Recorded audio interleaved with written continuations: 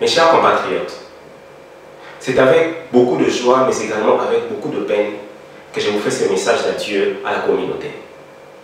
Mes chers compatriotes, ces 3 dernières années, ensemble avons travaillé jours et nuits pour donner naissance à l'une des communautés la mieux structurée et la mieux organisée dans l'ensemble de la diaspora congolaise. Ensemble, avec votre bénédiction, avec votre concours, nous avons travaillé d'arrache-pied dans la défense du rêve congolais, dans la poursuite des promesses congolaises. Mes chers compatriotes, j'ai toujours insisté dans mes discours que nos ancêtres ont écrit des promesses. Et ces promesses ne peuvent être réalisées qu'avec notre engagement, avec notre citoyenneté, avec notre dévouement à la République. Mes collaborateurs et moi avons prêché le nationalisme inconditionnel. Nous avons voulu entraîner la jeunesse congolaise de l'Inde, nos compatriotes, dans les valeurs. Tel que Patrice Emery Lumumba avait écrit, l'avenir du Congo est beau. Patrice Lumumba avait dit que l'histoire du Congo sera une histoire de grande dignité et de respect. Je ne vois cela possible qu'avec l'implication forte de la jeunesse dans le développement du pays. Et c'est le message que mon administration et moi avons porté tout au long de notre mandat. Mes chers compatriotes, mes collaborateurs et moi avons combattu toute tendance. Nous avons opposé toute politique ayant tendance à affaiblir le nationalisme congolais. Nous nous sommes opposés à tout cela. Mes chers compatriotes, ces 4 dernières années, vous m'avez certainement connu, tant dans mes qualités que dans mes défauts. Avec votre bénédiction, avec votre concours, nous avons pu parcourir de grands fleuves, nous avons pu traverser de grandes rivières pour arriver là où nous sommes aujourd'hui.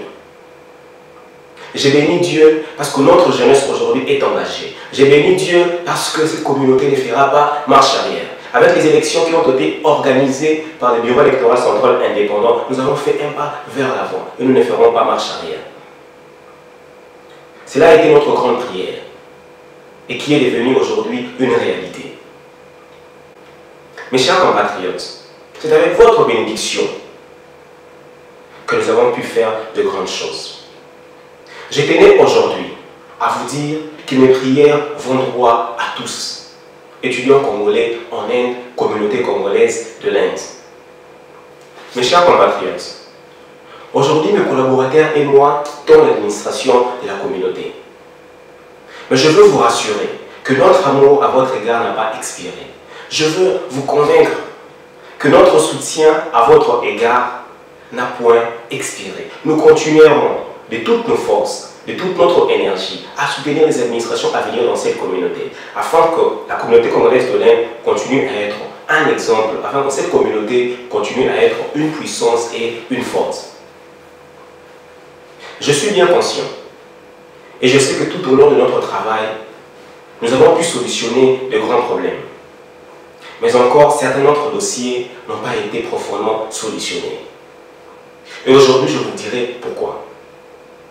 Simplement parce que certains de ces problèmes, certains de ces dossiers n'émanent simplement pas du pouvoir de la communauté.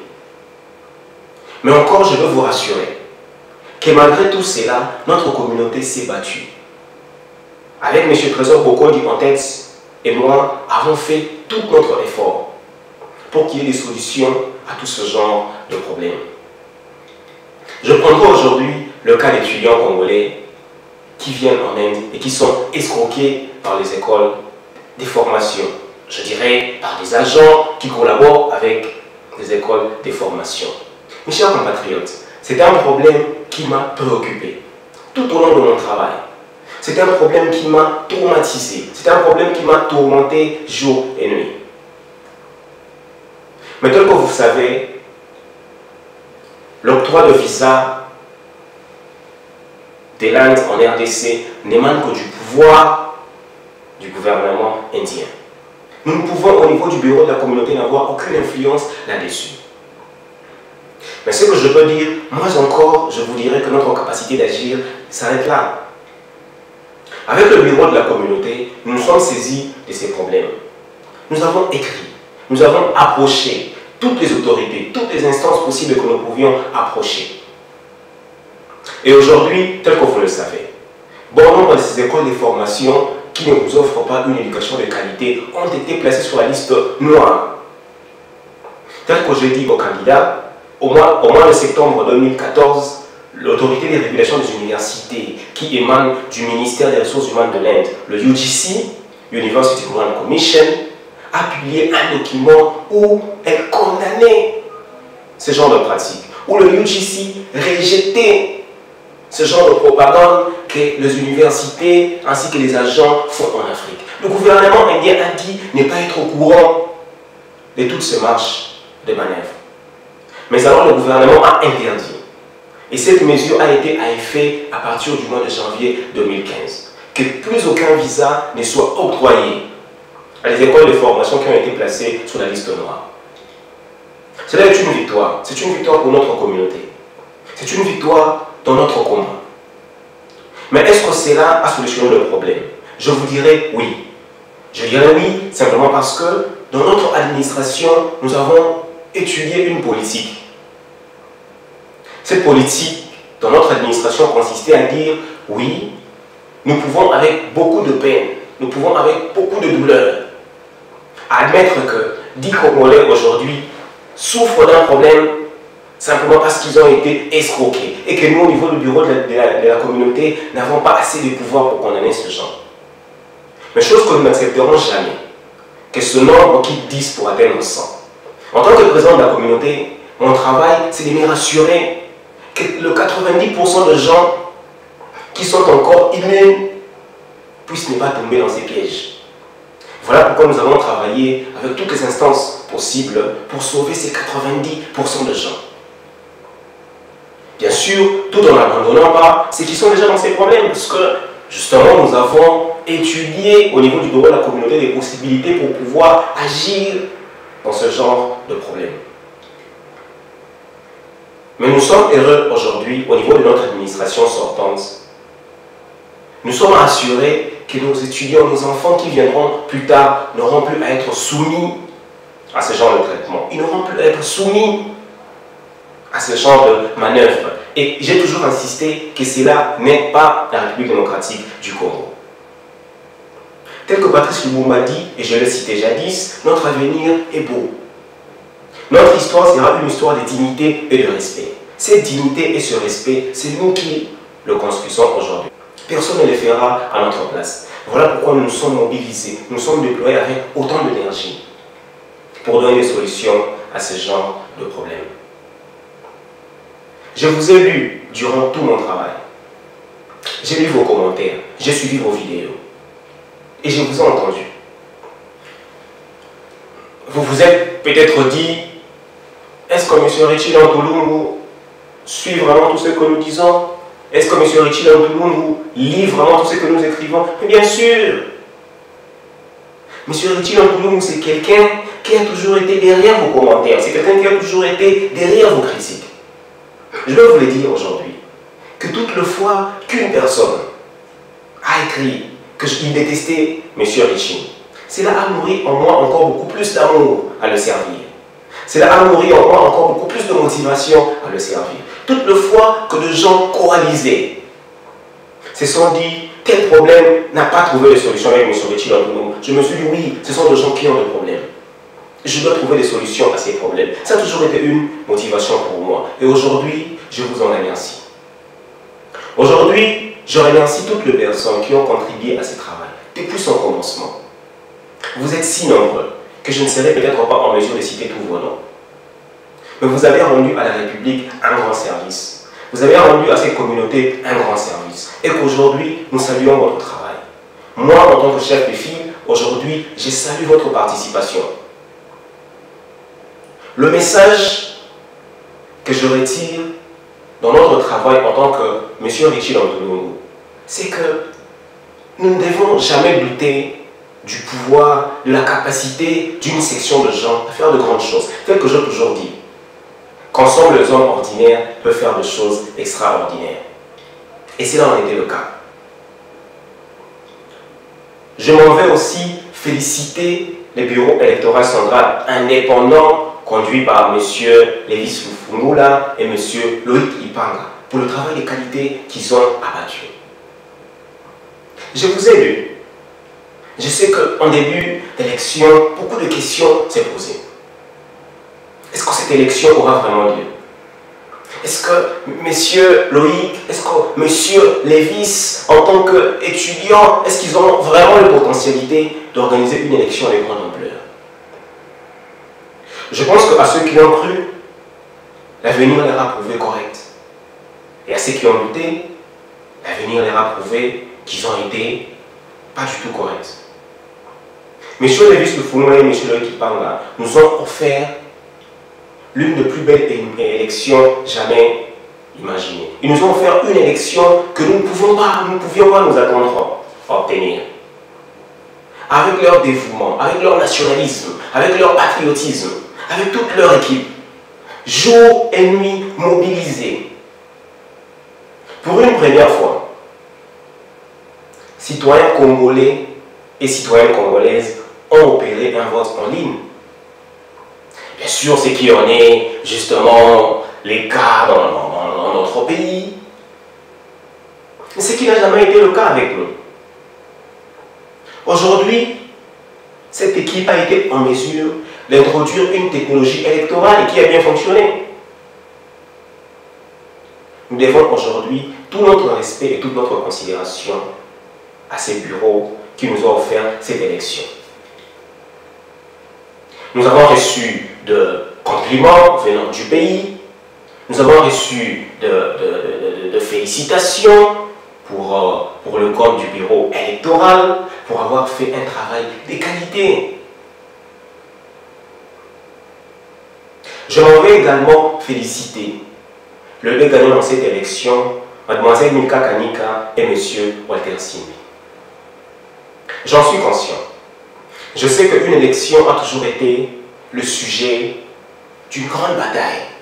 Je sais qu'une élection a toujours été objet d'accusation, a toujours été objet de combat d'idées, a toujours été objet d'accrochage, de fanatique.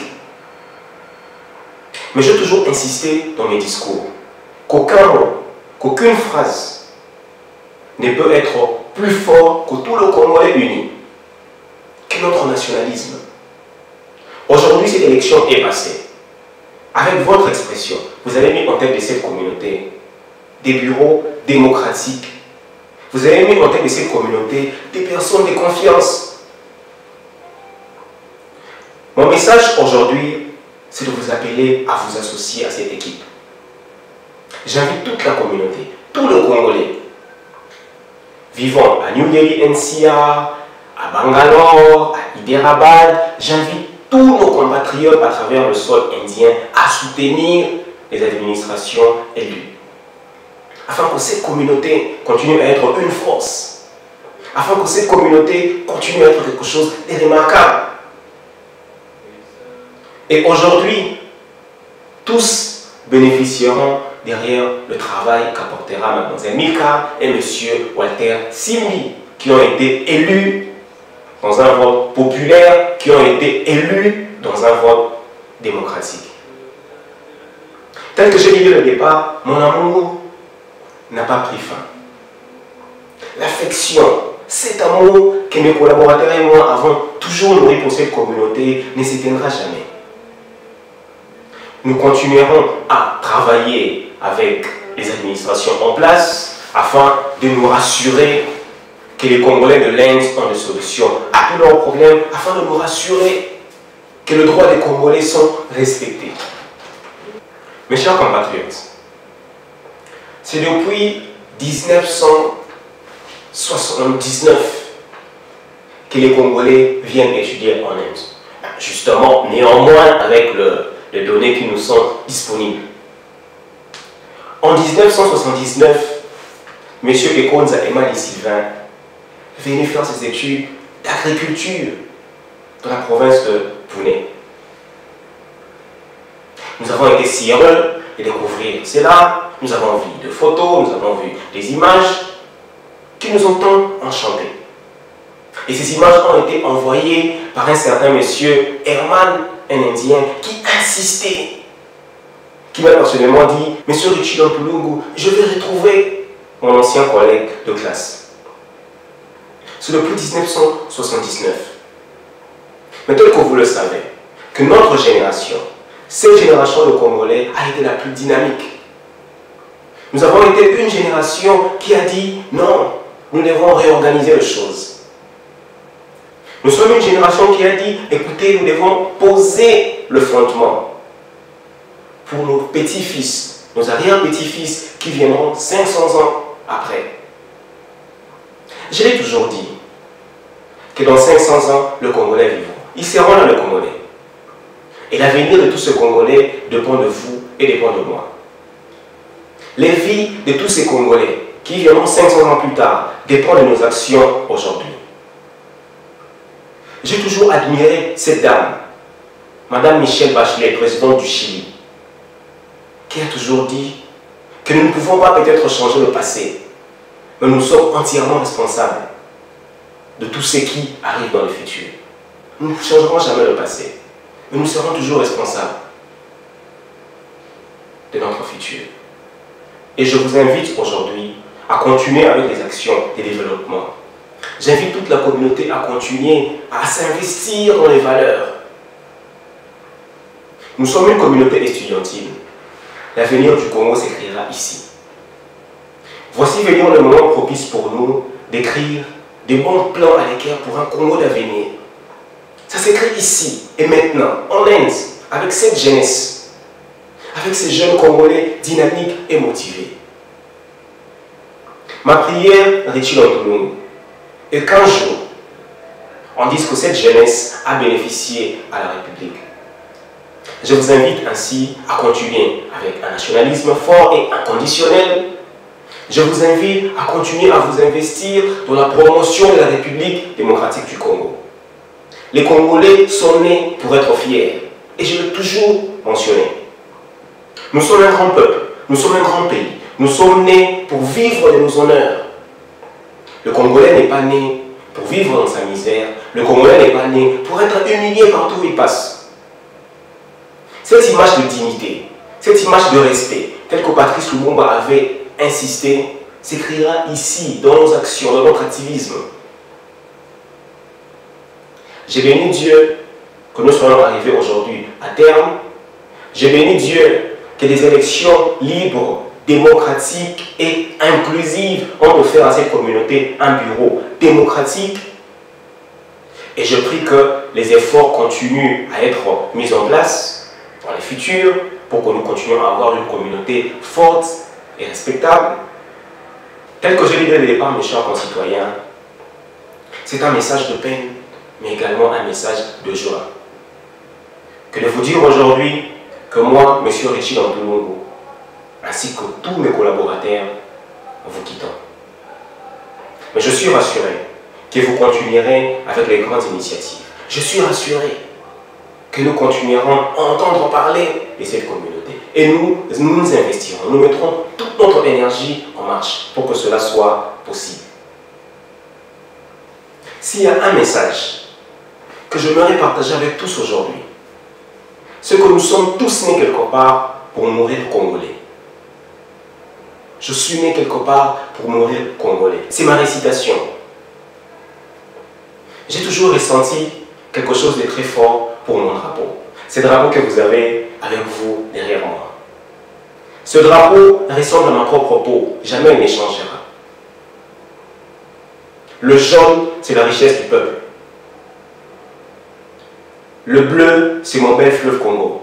Nos rivières. Le rouge, c'est le sang de nos martyrs. L'indépendance qui ne prendra jamais fin. Je ressens quelque chose de très fort pour ma patrie. Je ressens quelque chose de très fort pour ma nation. Et je vous invite ainsi à aimer la République. Je vous invite à faire de la RDC tout un culte. Et à marquer l'image de la République partout où vous passerez. Mes collaborateurs et moi ferons en sorte que nous chantions le nom du pays partout où nous passerons. Que nous chantions notre hymne national partout où nous irons. Souvenez-vous, mes chers compatriotes, dans cette belle chanson, Cette chanson que nous avions l'habitude de jouer dans toutes les grandes manifestations républicaines. Vous l'appelez la congolaise. C'est une nationale. Nous chantions cette hymne nationale, mais j'ai toujours dit que notre hymne nationale contient une promesse. Et nous devons prendre cette promesse au grand sérieux. Nous avons toujours dit à la République, chère RDC, nous peuplerons ton sol et nous assurerons ta grandeur. La grandeur de la République démocratique du Congo sera assurée partout. Là où tu te retrouves en ces moments en train de suivre cette vidéo. Que Dieu vous bénisse, que Dieu bénisse la communauté congolaise de l'Inde, que Dieu bénisse la République démocratique du Congo. Ma nation, ma vérité, mon héritage. J'ai dit et je vous remercie.